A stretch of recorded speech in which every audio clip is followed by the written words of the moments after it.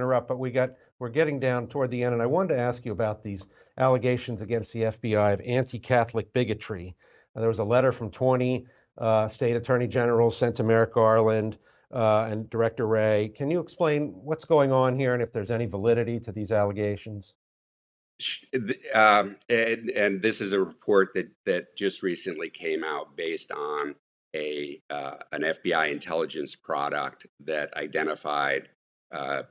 radical Catholic groups that might be involved in some kind of violence later, and was suggesting that the FBI should set tripwires and try to develop sources that might give them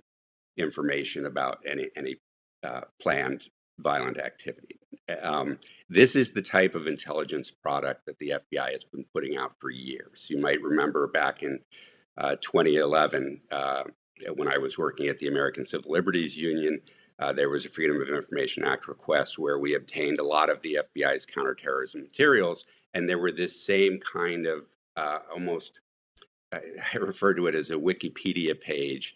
for the intelligence community on these different groups. And the problem is the vast majority of people in any of these groups, whether it was the Muslim communities that were targeted immediately after 9/11, or Black activists protesting police violence that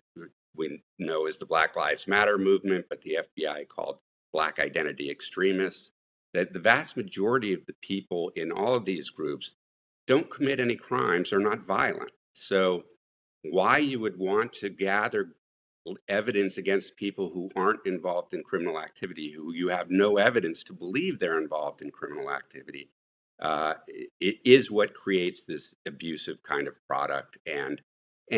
the improper thinking that looking at everybody and then trying to figure out which one of them might someday commit a crime isn't the proper way to approach this problem. And I would Well, put the yeah, I Brandon. mean,